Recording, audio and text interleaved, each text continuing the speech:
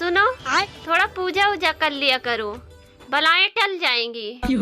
अरे तेरे बाप ने भी बहुत की होगी, तभी तो उसकी टल गई और मेरे पल्ले पड़ गई।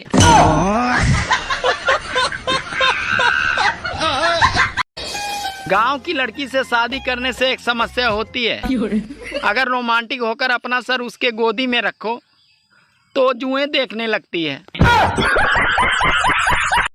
पति को हस्बैंड क्यों कहते हैं पता है? क्योंकि पत्नी पूरी जिंदगी हंस हंस के उसकी वेड़ हो जाती। बाप की चड्डी फटी पड़ी है और बेटवा गाना लगा रहा स्टोरी पर, दबदबा था दबदबा है।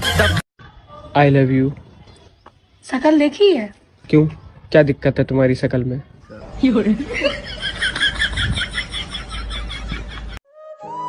पहले नानी दादी के घर बच्चे पैदा होते थे, इसीलिए वो बार बार नानी दादी के घर जाते थे। और आजकल के बच्चे अस्पताल में पैदा होते हैं, इसीलिए वो बार बार अस्पताल जाते हैं। आज मैंने 3 साधुओं से पूछा, भाई तुम तीनों साधु कैसे बने? तो तीनों एक साथ बोले, अरे हम साधु से पहले हम तीनों साधु थे। सोचा था 2 शादियां करूंगा, एक पीटेगी तो दूसरी बचाएगी। रात को सपना देखा, साली एक ने पकड़ रखा था तो दूसरी पीट रही थी।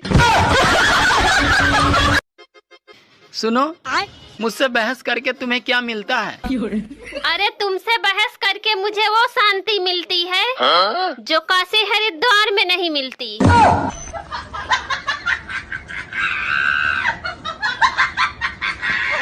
आपकी शादी हो गई? हाँ हो गई है। किससे हुई? लड़के से। हाँ तो मैडम शादी तो लड़के से ही होती है ना? नहीं, मेरे भाई की तो लड़की से हुई है। मौसम विभाग अगले कई दिनों तक आंधी और तूफान की चेतावनी दे रहा है।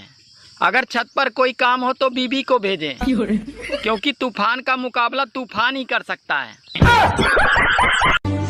अगर गर्मी ऐसे ही पड़ती रही तो मुझे मजबूरन दूसरा ब्याह करना पड़ेगा, ताकि ससुराल से फ्रिज, कूलर और एसी तो मिल सके, क्योंकि पहली शादी में मुझे सिर्फ पलंग ही मिला था। सुनना, एक बात पूछनी थी तुमसे। याद है शादी के बाद विदाई में तुम बहुत रो रही थी, फिर तुम अपनी मम्मी के पास गई। तुम्हारी मम्मी ने ऐसा क्या समझाया कि तुम बिल्कुल चुप हो गई?